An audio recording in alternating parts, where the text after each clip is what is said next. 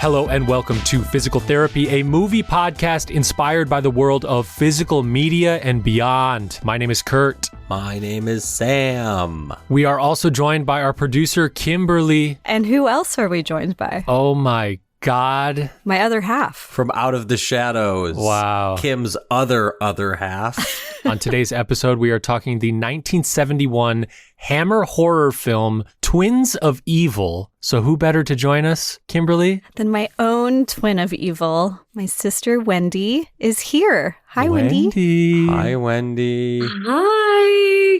But who really is the twin of evil? Yeah, we determined that. I don't have a goddamn doubt in my mind. No offense, Kimmy. Yeah.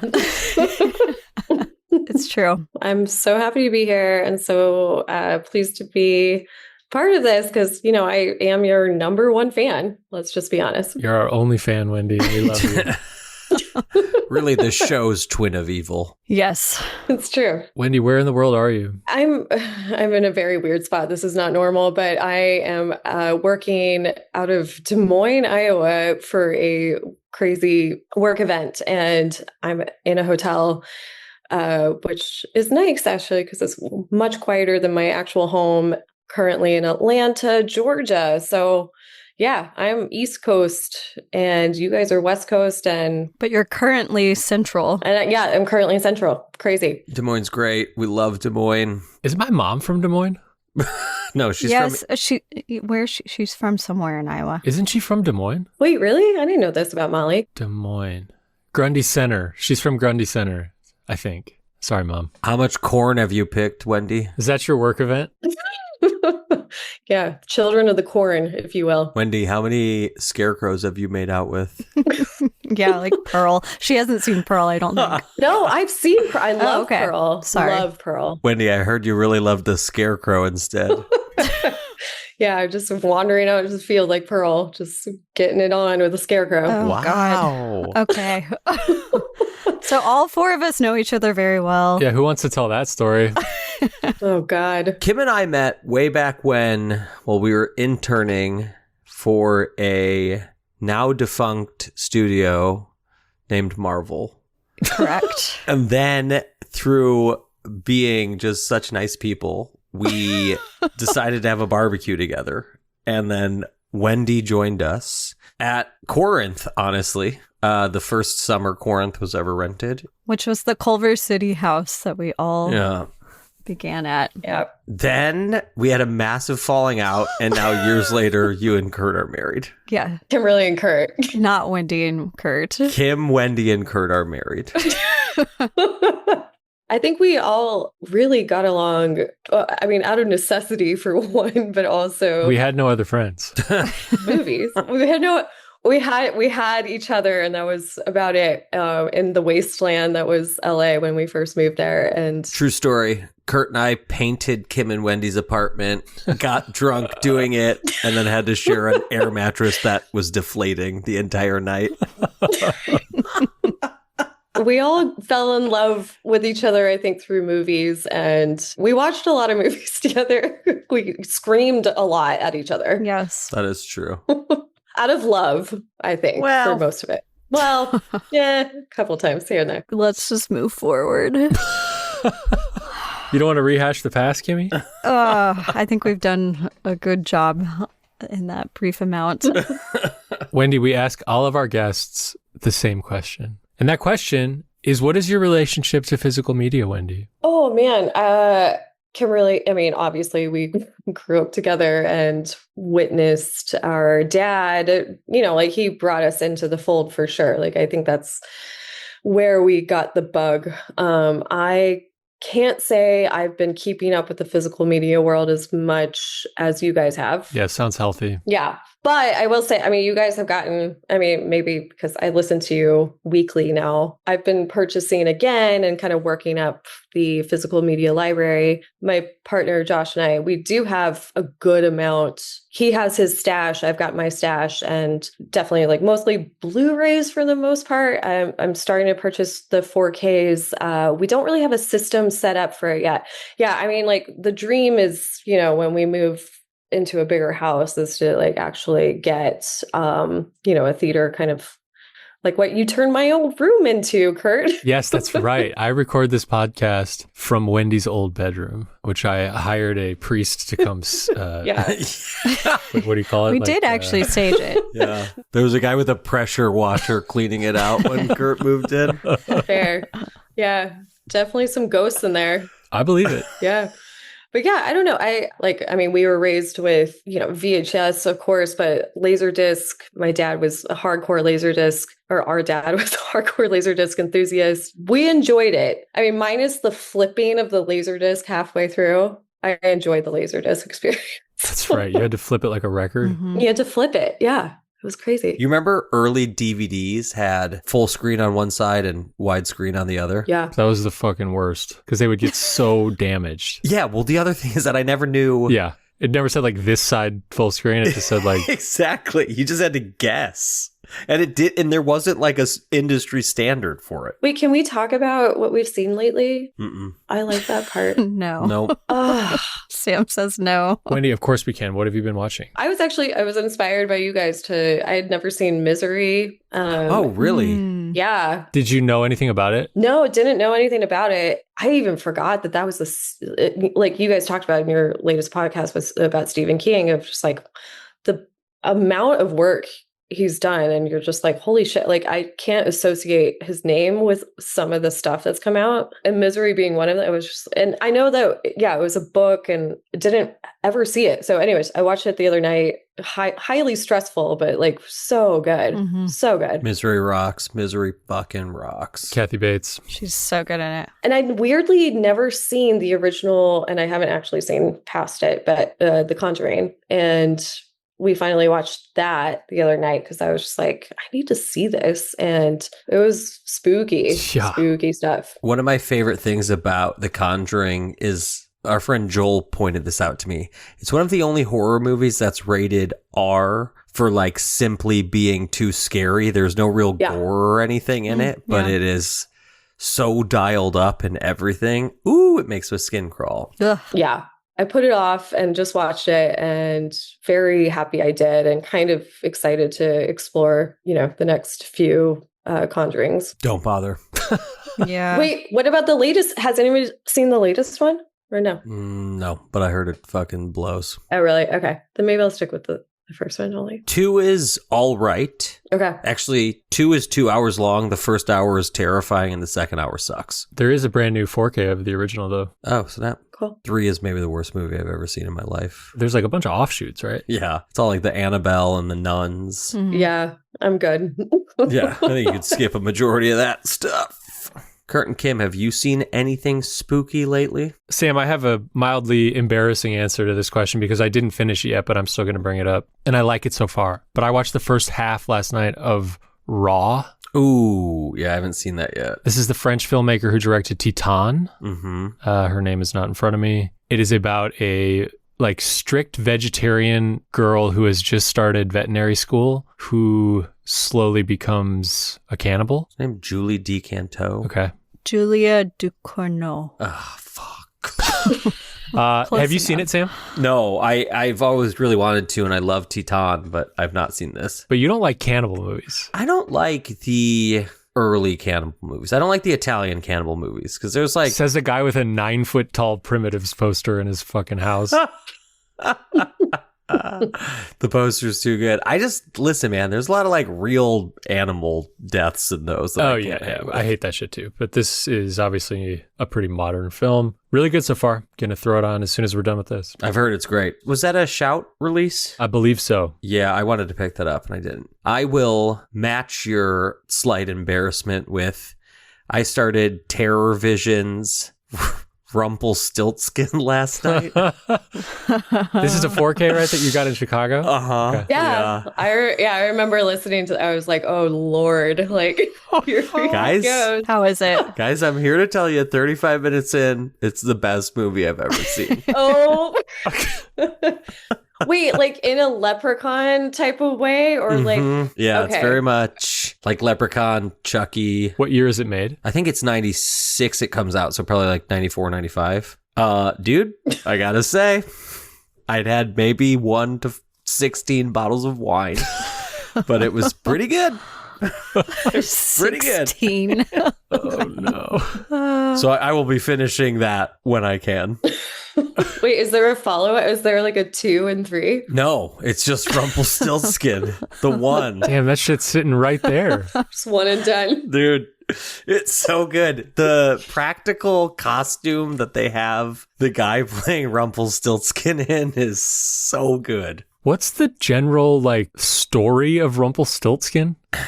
That's a good question. Yeah, he like threads the hair Oh, yeah. and makes gold. And you have to know his name, right? Like you have to it's guess like his name. Beetlejuice. Yeah. Beetlejuice, yeah, a little bit. He yeah. just shows up and makes you rich. Yeah, there's there's something else. There's involved like with that. prices to pay. I think Yeah. you make a deal with him. I think, and then he'll spin things into gold for you or something. I would love to tell you, but the wine.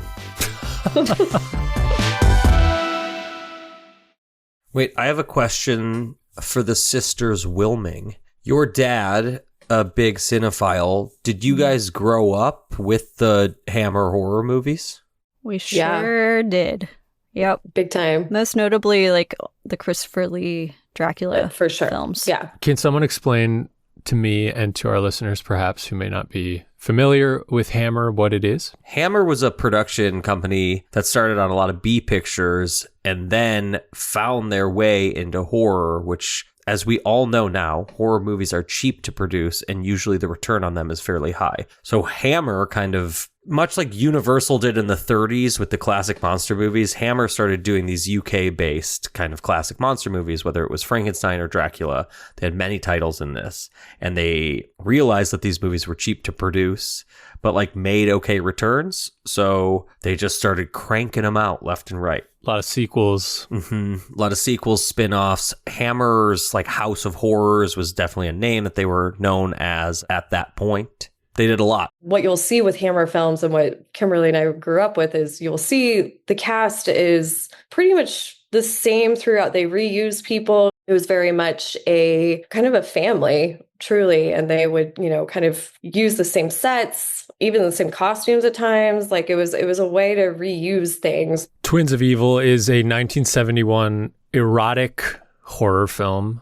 Had you guys seen this before? No. No. I honestly, it's not good, you guys. I disagree. Fully disagree. I loved it. What? Yeah. Oh my God. I land in the middle. I can't believe you didn't like this, Sam. I mean, it's like I did and I don't. It's great and it's terrible. It's watchable and not watchable at the exact same time. The funniest thing about this movie to me is that it is called Twins of Evil, and yet the twins, not very evil, have little to do with evil, comparatively to their adoptive uncle, who is like the most evil man on the planet. Played by Peter Cushing. Yeah. Yeah. This movie takes place in Austria. In the 1400s, I believe. 1400s Austria. We meet... Nope. That might have been Rumpelstiltskin.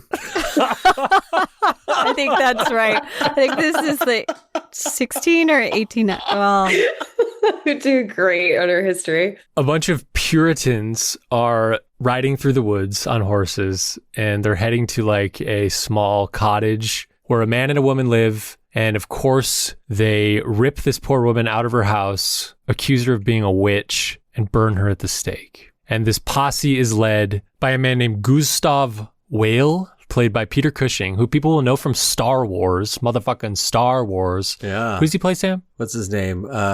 Grand Moff Tarkin? Wait, Did you get that right? Grand Moff. Tarkin? Tarkin. We just lost half our listeners. just redo it. Is it Moff? M-O-F? Yeah. Moff. Grandma. Grandma Tarkin. Grandma Tarkin. Oh, Grandma Tarkin.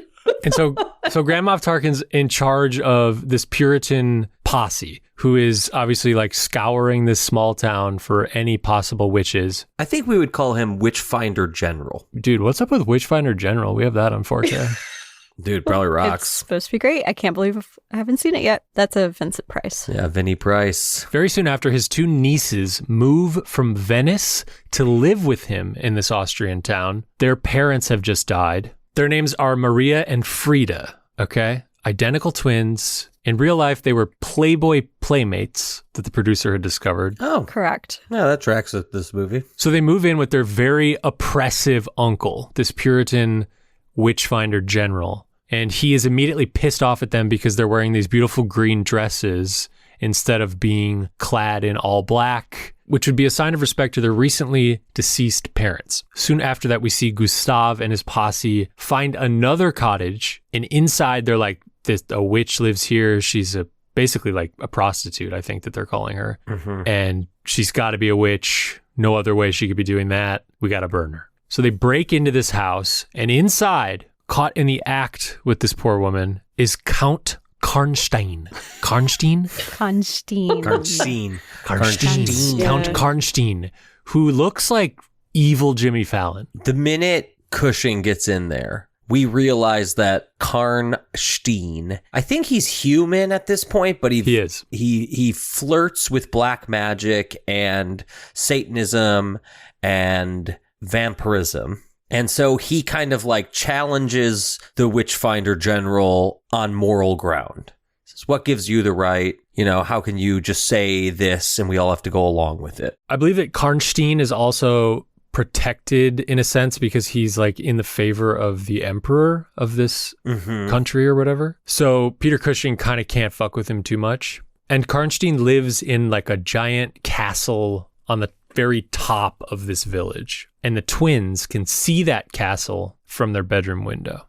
And Frida pretty quickly becomes obsessed with the castle window. Not only just because it's beautiful, but because there's like a draw to it. There seems to be new life there. There seems to be so much better opportunity there than what she's facing in her oppressive uncle's attic. One night we see what is happening inside of Karnstein's castle, which involves a peasant woman who has been kidnapped and is laid out on like a sacrificial altar.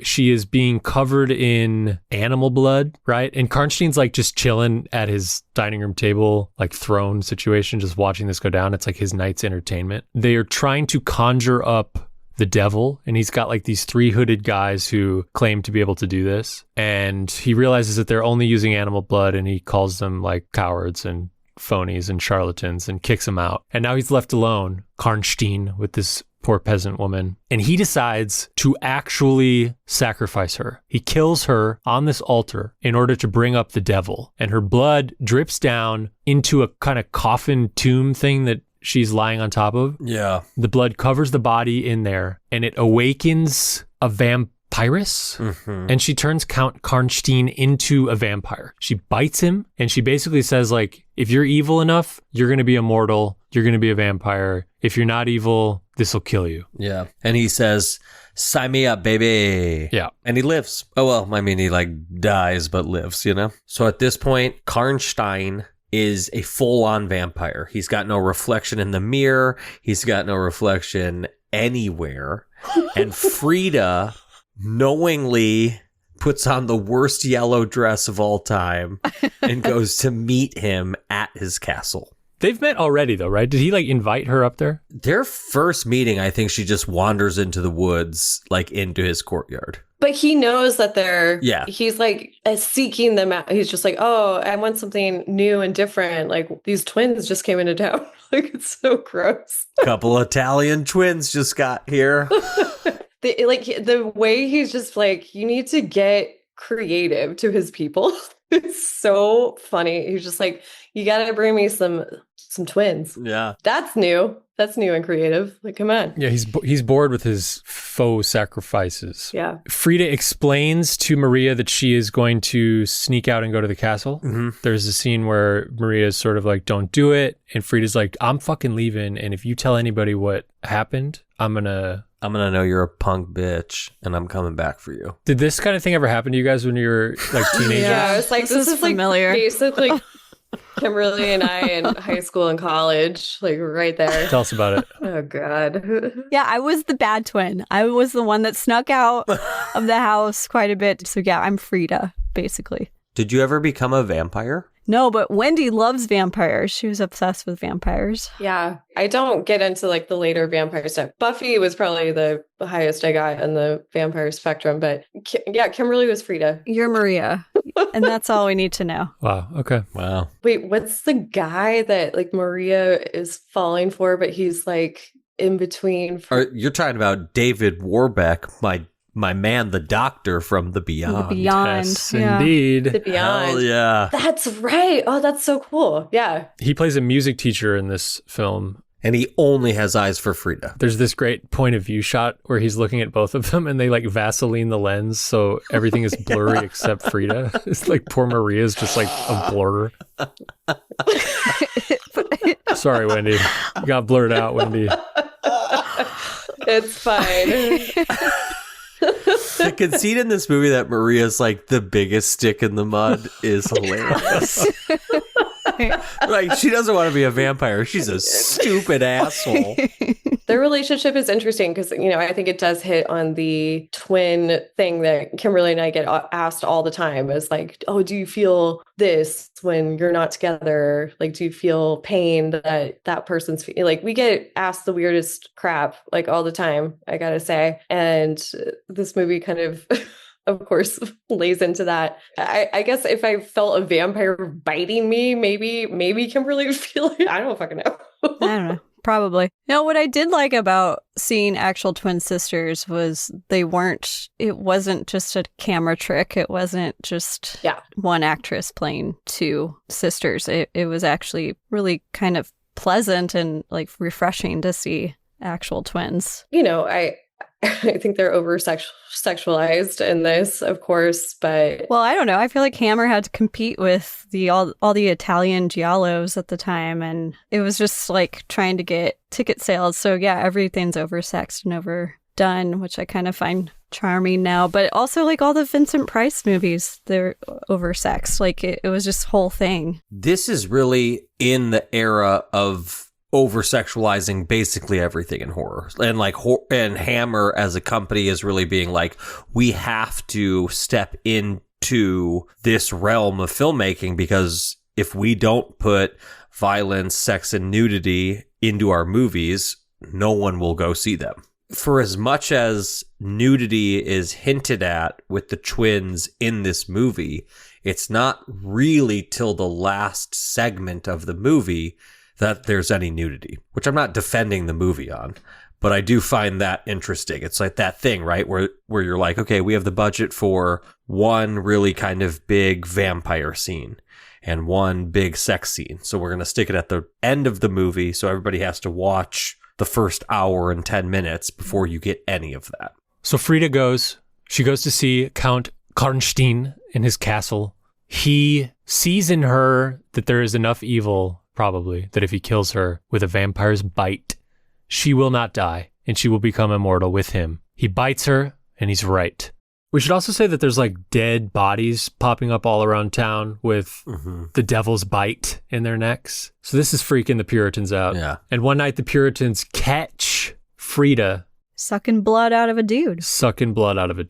They arrest her and they plan to burn her at the stake. Yeah, but meanwhile, Doc from The Beyond is like, yo, you cannot burn a vampire. It will not kill their soul. It will just kill their earthly body. You got to cut off its head. He's screaming at them multiple times. You have to cut off their head, put a stake through their heart. The interesting thing about this movie is it was one of the first times that overlapped like the witch side of things and the vampire side of things. So it it was like truly like they were going on two different paths and trying to merge it. The storytelling, I think, is a little wonky because of that, because they were trying to service both ends. But it was truly one of the first times where they were like trying to merge the two to make sense. I thought it was seamless.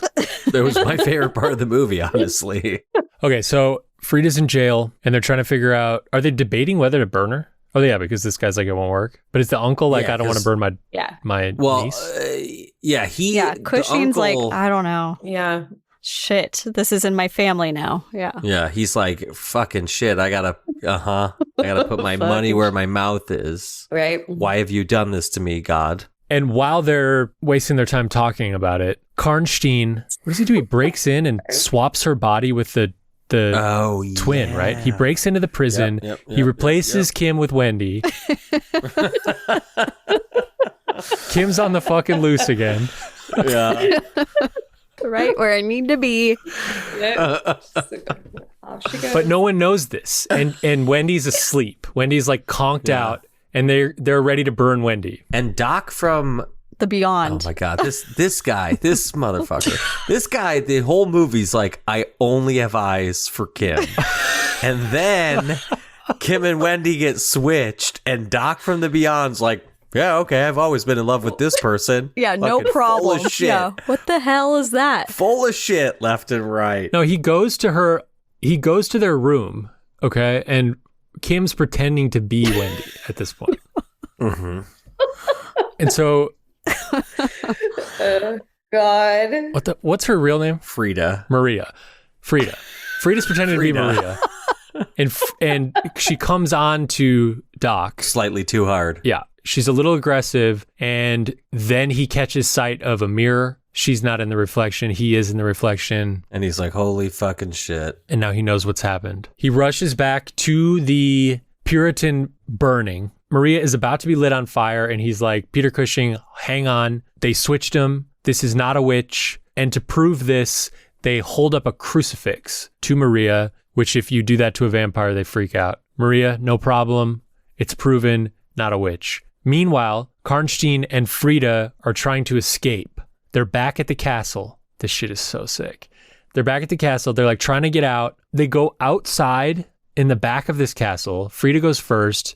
Karnstein is behind her. Oh, yeah. This was awesome. He then like goes back inside or something. He's like in the door frame. Yeah, it's like, shit, I need my my loafers. He goes back inside, whatever. He's watching from the doorway. Frida goes around the corner, and in this incredible Such a good shot. practical effect cut, like so jarring, so frighteningly sudden, Gustav Whale, Peter Cushing, Grandma Tarkin, cuts her fucking head off. Dude, he grabs her by the hair and just lops her head right off. That was my favorite part of the movie. I gotta say. It is so jarring. It's so out of nowhere. It is like hyper violent for the time period. It blew me away when it happened last night. I like, what is that like knife he has? It's like curved. A scythe, right? Nice. Hell yeah. I was going to say sickle. What's a sickle? A sickle's like a full handled scythe, and it's less of a crescent moon and more of a... He's got a sickle in Halloween 5. I've never seen it, but yes. Goddamn. Sam. Is that the one with Paul Rudd? No.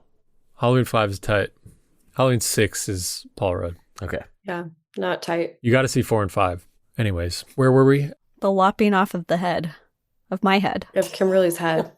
Frida's head. So now there's an army of Puritans coming after... He gets hold of Maria, right? Yeah. Yes. And homeboy, whatever his name is. Doc. Doc. We'll just call him Doc. Doc and like all the townspeople are like starting to realize what's happening. Well, when Frida gets her head cut off, Maria like grabs her throat and she's like, my sister. And she takes off and runs around the castle and runs straight into Karnstein. Well, finds the shoe and is just like, oh, that's my sister's shoe. And then, realizes what's happening. She finds the shoe. He finds her shoe? Yeah. She does find the shoe. It's a red shoe. It's a red shoe. Have either one of you ever just seen a shoe out anywhere in the world and been like, I need to call my sister? Stat. I mean... Do you think you'd know each other's shoes? Yeah. Well, when we live Yeah. together, yeah. No, but like... Just a random shoe? No, we're not talking about You're a on random a... shoe. Oh, no. Just find... Sam? We stumble upon a shoe. We're like, oh my God. Oh. Kimberly's in trouble. Let me paint you a picture. You're on the Poseidon. Oh my God. In the movie Poseidon. And you're on the ballroom floor and you see a shoe. Would you know it? Would you know it was your sister's? I would know my sister's shoe. It's true. All right. Anywho, Maria's up there with Constantine, whatever his name is. Fucking Doc throws a spear into him, kills that motherfucker, and the movie ends. Well, Karnstein kills Peter Cushing. And it's this incredible that's fight. a good little part. Yeah. That is And good. Mrs. Peter Cushing is like watching from down below with the army of Puritans.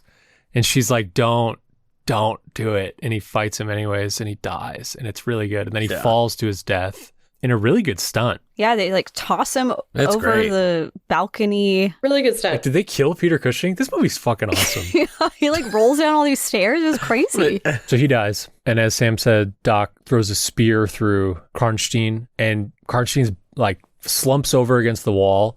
And they do this incredible cross dissolve like time lapse effect where you see Karnstein's body deteriorate into this like fleshy, burnt looking skull. Yeah, it's very Evil Dead 1 at the end of Evil Dead 1. So Frida's dead. It's pretty funny because in this movie, right before Frida gets her fucking head cut off, there's like a dialogue between Doc and Peter Cushing, and Doc's like, you know, if we kill the main vampire, I think all his evil goes away. And Peter Cushing's like, yeah, totally. And then cuts a 18-year-old girl's head off like the next scene. Yeah, they really do set up like, all we got to do is kill Jimmy Fallon and then we're bringing back Kim. But that's so not what happens. Not at all. Not at all. They cut Kim's head clean off. Yep. Jimmy Fallon dies 40 minutes later. Nothing happens. Oh my God. But you know what? What I have to give Frida, and what I think I would do if I was her and a vampire, is she never bites her sister and never brings her into it. I think that's very respectful. She says in that one scene, she says, I have to go to Count Constantine because if I don't, I'm going to bite you, and I don't want to. Yeah, she's like tempted for a moment, but then like her sisterly love holds her back in a way. Very profound. I'm just putting this together right now, but how much do you think Ryan Coogler watched this movie before writing Sinners? Say more. Oh, yeah. Twins, vampires, but say more. There's that scene at the end of Sinners where Michael B. Jordan makes the other Michael B. Jordan smoke. I think makes Stack promise that he won't turn their cousin. Mm-hmm. And there's this agreement upon each other as adversaries, but because I had love for you in my previous life, that I have to agree with these terms. And I think that Frida's really good in saying, like, I'm not the person that you think I am anymore. I don't want to turn you. And you need to remember to, like, keep your distance from me at this point.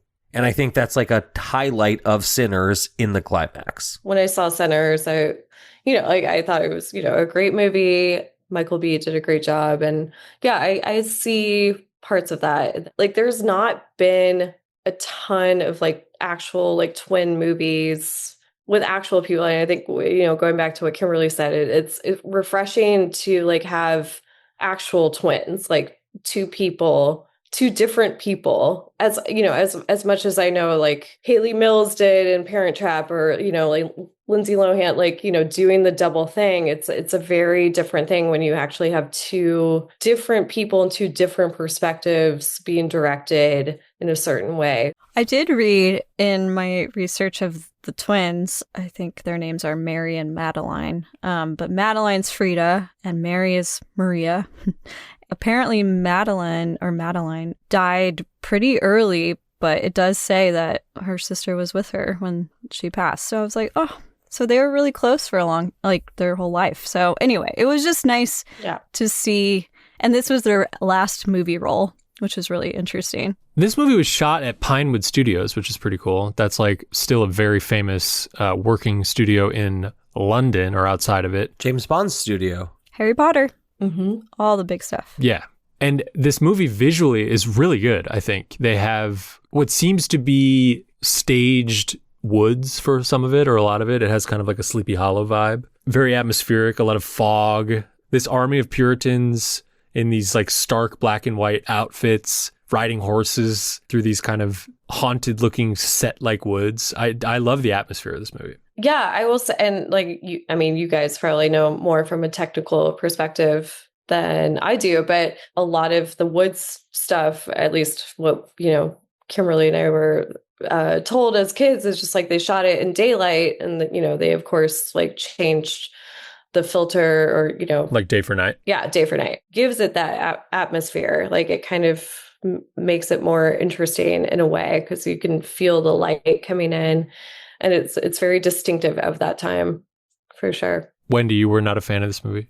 Overall, not my favorite Hammer film, or just I think there was just too much going on with everything. I kind of I guess I gravitate more towards just vampire type stuff, and I think there was just like a lot of like Puritan stuff going on with witchcraft stuff, and like parts of that I really enjoyed. I kind of just felt like it was too much for them to take on from a story perspective. I had fun. I had a great time with it. I also just had a bit of trouble with some of the performances.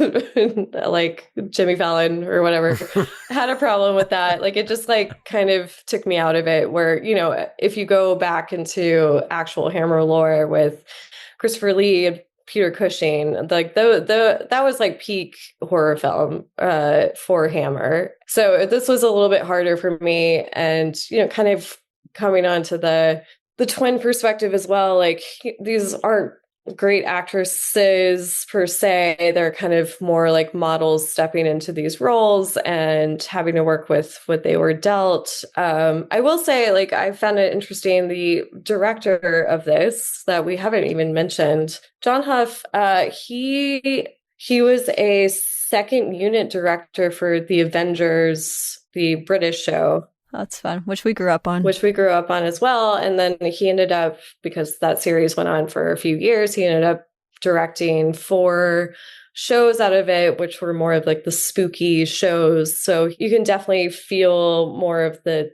television director presence in this movie than a lot of Hammer films before this. He directed Dirty Mary Crazy Larry, which is an amazing car chase movie. And then he also did the Disney movies Escape to Witch Mountain. Yeah, we were just talking about that. And the scariest movie of all time that I've never seen, just based on its VHS cover, Watcher in the Woods. Great movie too. Which I was terrified of as a child. He's a great director. I think this was just like his first journey into filmmaking, and you can just feel the bumps in the road with it. Do you have an all-time favorite vampire movie? Ooh, that's a good question. That is a good question. And is it Interview with the Vampire? No, it's not. I really do enjoy the first Buffy the Vampire Slayer movie, not the show. It's just a very nostalgic and like, I don't know, like it's the teen movie that kind of made me feel like, like I could make this type of movie, or like I could be a part of this insane Hollywood world, and it's achievable. It's a good time. There's just so many, like it takes itself very like lightheartedly, and but there's scary moments in it still. So I like having those pops of fun and horror together. Wait, Kurt and Kim, what are your favorite vampire movies? Yeah. Ooh. Bram Stoker's Dracula, baby. Ooh, hell yeah. Coppola. Kim, why do you love Blade 2 so much? I don't think I've ever seen Blade 2, and I don't want to. Really? It's a fucking fun mistake. Guillermo, baby. I agree. It's great. Gosh, I don't have like an immediate, I feel like I need to like meditate on this. I don't think I have an immediate answer. I mean, I guess Prince of Darkness like is the one that sticks with me. It's one of the best. I changed my mind. What is yours? I changed my mind, and I'm going to save it for wishes. How about that? Ooh, okay. Okay. I had a great time with this movie. I've always been a little like, I keep, Hammer horror at arm's length. I like it for exactly what it is, which is like very set-based studio horror. I think it's fine. The color in this movie is wild. Like all the lights and the coloring around that stuff, whether it's the set-based woods or the castles and all that stuff, it looks really cool, and the Technicolor looks really cool. But, again, I'd had, at this point, 13 bottles of wine, and I had a great time with Twins of Evil. But I don't think that I'm going to be, like, throwing it on every Halloween. You guys are fucking nuts. I'm watching this shit once a month. If people out there like horror stuff, if you like the old school Universal movies, that type of vibe, this is a trashier, cheaper, and more fun version of that stuff. And it's 87 minutes long.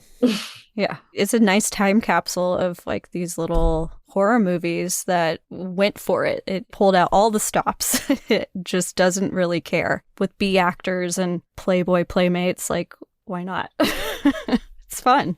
I love the burning effects where, they set it up where it's all in the camera. So the fire is way closer to the camera than it is the person who's burning, but it just looks great. It looks awesome. It looks great. Yeah. Yeah, there's like a 90-second opening title sequence of a witch being burned. There's big flames in the foreground. There's flames in the background. And this actress playing the witch on a stake in the midground. And she's just like flailing and wailing and screaming like she's being burnt for 90 seconds. But like, she's fine. And she's like not melting. She's not catching on fire.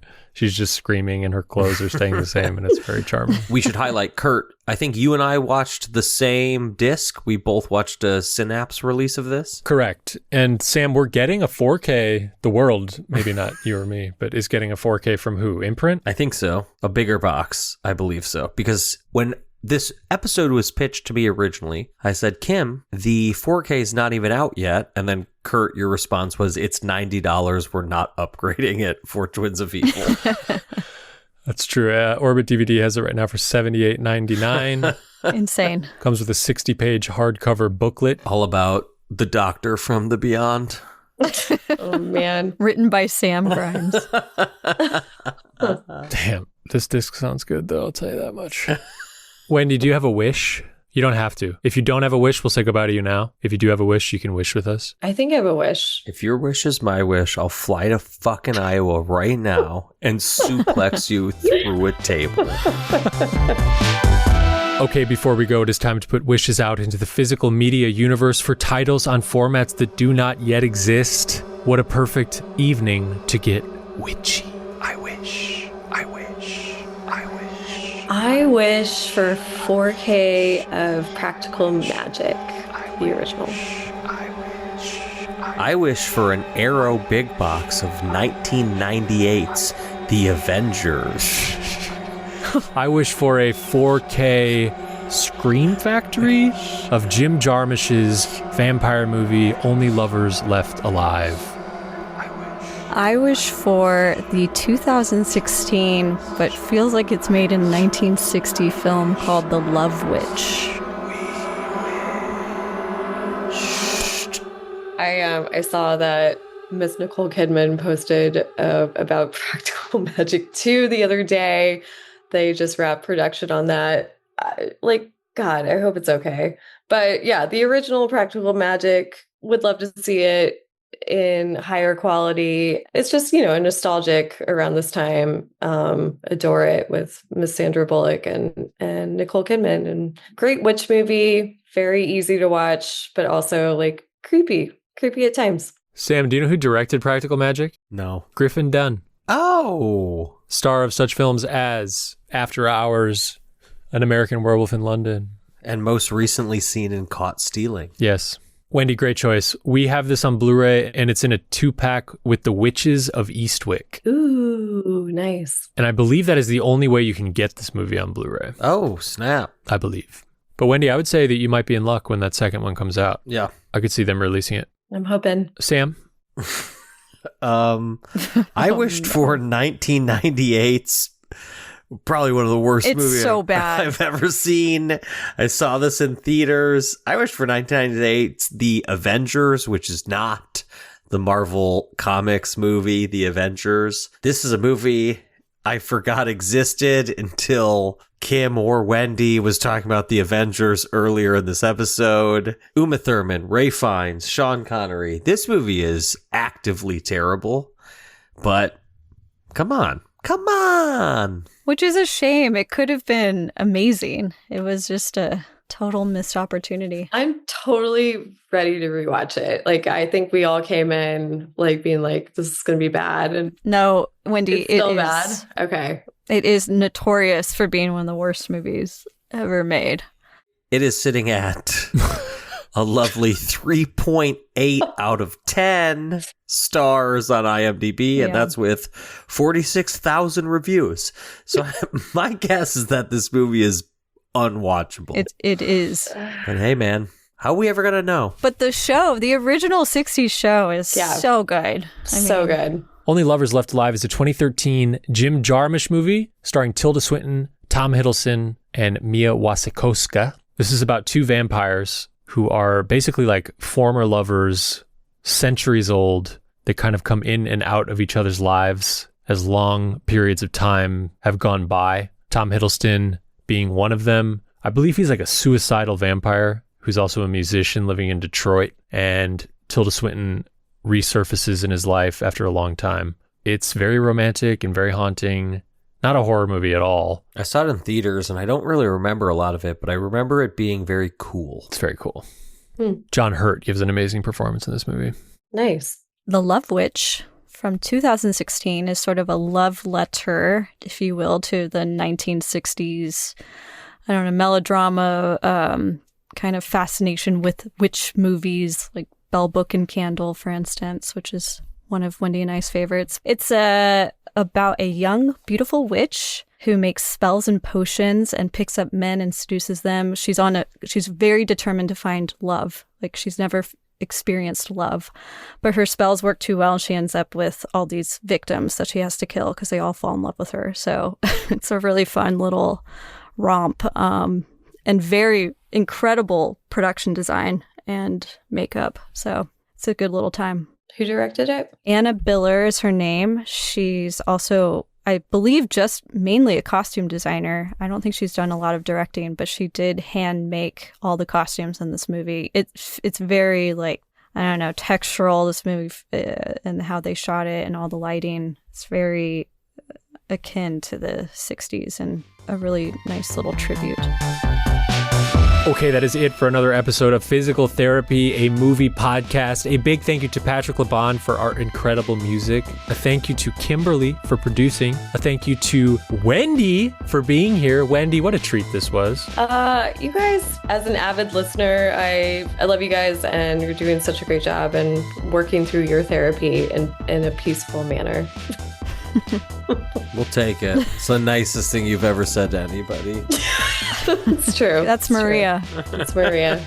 I would just like to say for the record that I don't think either one of you is the evil twin. Wow. Sam, what do you have to say to that? Oh, what do you know, I don't think I could say in this day and age. There was a time that it was definitely Wendy. I definitely had my time. I had my time. My mother is definitely the evil twin in her twinship. That's right, your mother's a twin. My mom is a twin. You think Mo's the evil twin? Oh my God, without a doubt. And I adore my mother, but she is definitely the evil twin. Damn. We love you, Mo. Evil. Evil wins. It's way more fun to be evil. Spoken like a true Frida. Woo.